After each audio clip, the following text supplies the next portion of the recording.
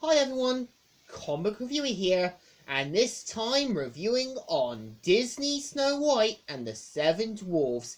Now, as you know, Snow White and the Seven Dwarfs was Walt Disney's first, basically, film that was produced by his starting company, Walt Disney Productions. So, pretty much, Snow White is meant to basically be based on the popular book by the Brothers Grimm. And as a film, it definitely paid off. That led to a big cultural icon. So, I sort of remember one of my schools having a VHS copy, watching it a couple of times, and yeah, when basically sitting down and watching it, I would say the film isn't too bad. Now, yeah, the premise of the film is meant to be about Snow White, who is voiced by Adrena Caslot. Now, I do feel Snow White isn't a bad character, but I kind of feel she's portrayed as this ditzy, airheaded, goody gumdrop character. She's not awful, but I think they just make her a bit too not what I would have wanted her to be.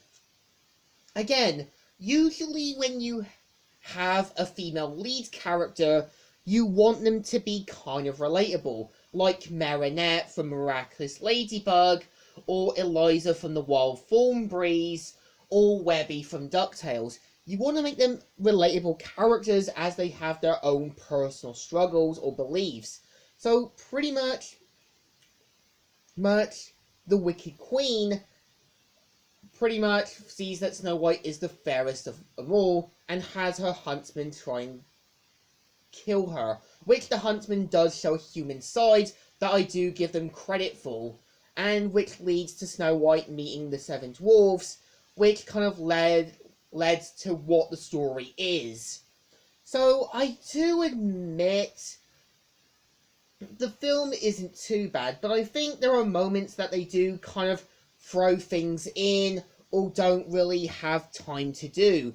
For example, you have Snow White falling in love with a guy he just met. We never have much time with the prince. We never get to know what he truly is.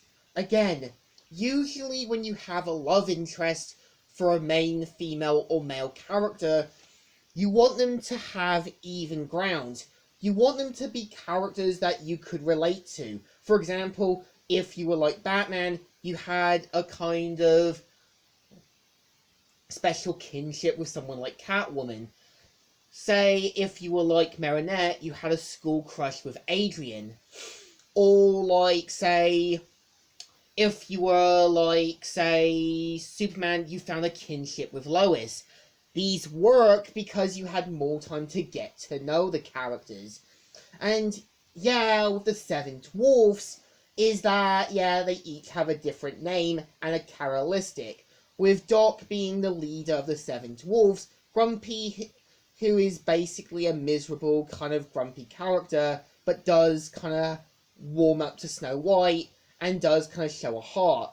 With Sleepy being a kind of sleepy-like character, and Sneezy basically sneezing constantly. There were other names for some of the other dwarves, like Lazy, also Boastful, and other sort of names. Now, I do admit the film really does know how to go into dark territory. Like, when Snow White runs into the forest, you technically see her seeing these kind of monstrous trees, other sort of things in her mind when she gets all frightened. It's good because when you're younger, your mind plays tricks on you. And I do admit what I like about the Wicked Queen's transformation into an old hag. It kind of gives you this morphing sequence that is done perfectly well. But I know as well there were plans to do a prequel to Snow White and the Seven Dwarfs, and there were talks about doing sequels. And yeah, the film Snow White and the Seven Dwarfs has been referenced and done so many times, like with Alvin and the Chipmunks with Snow White's outfit, also like The Simpsons, also like a lot of stuff.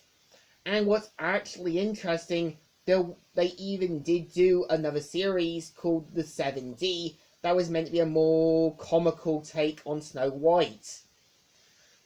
So I do admit the film's not bad, but I feel if they didn't make Snow White into this ditzy hairhead and tried not to make it like her being all prissy and pressy, I could have liked the character a bit more.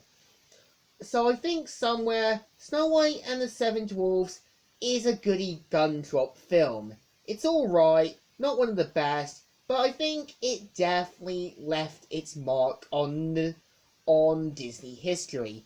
So I think it deserves a thumbs up.